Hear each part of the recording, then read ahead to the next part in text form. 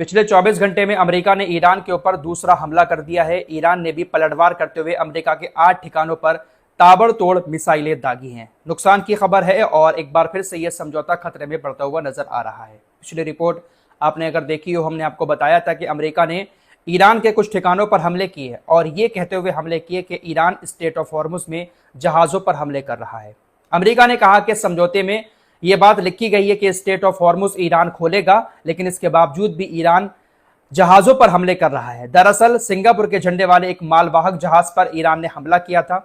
हमला करने के बाद ईरान ने कहा कि हमने इस जहाज को चेतावनी दी कि हमने आपको जो रास्ता दिया है आप उस रास्ते से जाएं, लेकिन इस जहाज ने हमारी बात नहीं मानी, इसकी वजह से हमने इसके ऊपर हमला किया। ईरान ने कहा कि समझौते में यह पॉइंट रखा गया है कि ईरान स्ट्रेट ऑफ हॉर्मुज को खोलेगा, लेकिन जो रास्ता ईरान बनाएगा उसी रास्ते से जहाजों को गुजरना होगा। इस जहाज ने हमारी बात का पालन नहीं किया, इसीलिए हमने इस जहाज पर हमला करके इसको रोकने की कोशिश की।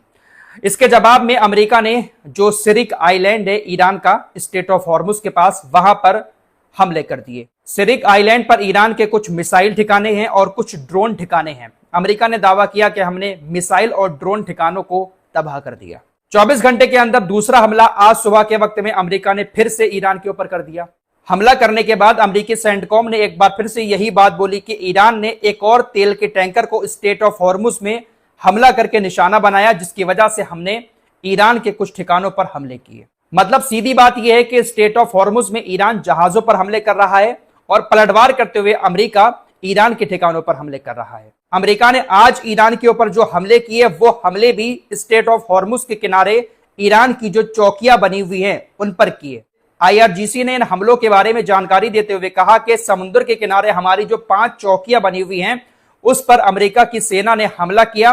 पलटवार करते हुए IRGC ने भी मिडिल ईस्ट में कुवैत और बहरीन के अंदर अमेरिका के 8 ठिकानों पर ताबड़तोड़ बैलिस्टिक मिसाइलें और ड्रोन से हमला किया। IRGC अमेरिका के हर हमले का जवाब फौरन दे रही है। IRGC की तरफ से कहा गया है कि अगर हमारे ऊपर हमले जारी रहते हैं तो आने वाले कुछ दिनों में आप लोग देखेंगे कि अमेरिका के ठिकाने नरक बन गए हैं। हम इस तरह से अमेरिका के ठिकानों पर हमले करेंगे कि अमेरिका के ठिकाने नरक बन जाएंगे। समझौता खतरे में पड़ता हुआ नजर आ रहा है और इसके पीछे कहीं ना कहीं इजराइल का हाथ है। ट्रंप ने कल वाले हमले को लेकर भी पोस्ट किया था कि ईरान ने 4 ड्रोन से एक जहाज पर हमला किया, जिसके बदले में हम ईरान के ठिकानों पर हमला करेंगे। और आज भी ट्रंप की तरफ से हमले को लेकर पोस्ट किया गया है। ट्रंप ने कहा कि अमेरिका के विमानों ने अभी अभी ईरान के मिसाइल और ड्रोन स्टोर करने की जगहों और तटीय रडार साइटों पर हमला किया है, क्योंकि उन्होंने फिर से सीजफायर समझौते का उल्लंघन किया है।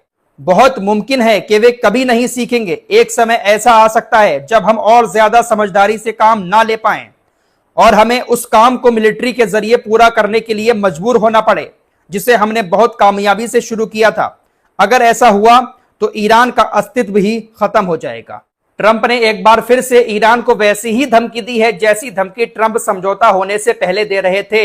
ईरान को पूरी तरह से खत्म करने की बात एक बार फिर से ट्रंप ने की है कि अस्तित्व ही मिट जाएगा, ईरान रहेगा ही नहीं। हम इस तरह से मिलिट्री एक्शन ईरान के ऊपर करेंगे अगर ईरान समझौते का पालन नहीं करता है। ये कोई नई धमकी नहीं है, इससे बड़ी बड़ी धमकियां पहले भी ट्रंप दे चुका है, लेकिन हुआ क्या, सब कुछ आपके सामने है। ईरान पलटकर इनको जवाब देता है और ईरान भी कहता है कि हम आपके ठिकानों को नरक बना देंगे।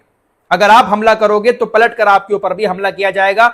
IRGC ने कहा कि कुवैत के अंदर और बहरीन के अंदर जो नौसेना का 5वां बेड़ा है अमेरिका का, वहां पर हमने 8 ठिकानों को निशाना बनाया और वहां पर अमेरिका को नुकसान भी हुआ है। तो ईरान पलटकर जवाब जरूर देता है। कल भी हमला जब किया था अमेरिका ने, तो बहरीन के अंदर अमेरिका के ठिकानों पर ईरान ने मिसाइलें छोड़ी थी। बहरीन की तरफ से भी ये जानकारी दी गई थी कि मिसाइलें आ रही हैं, हम उनको रोकने की कोशिश कर रहे हैं। आज भी कुवैत और बहरीन की तरफ से यह बताया गया कि मिसाइल और ड्रोन हमारी तरफ आ रहे हैं, हमारे इंटरसेप्टर उनको रोकने की कोशिश कर रहे हैं।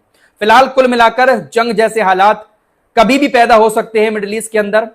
आज समझौता है और कल हमले, इस तरह की चीजें लगातार मिडिल ईस्ट के अंदर देखने को मिलती रहती हैं। अब यहां पर गलत कौन है?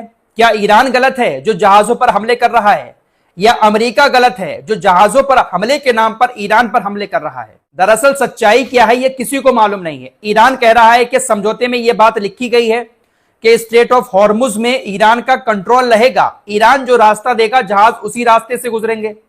जबकि अमेरिका कह रहा है कि समझौते में यह बात लिखी गई है कि स्ट्रेट ऑफ हॉर्मुज पूरी तरह से खोला जाएगा। State of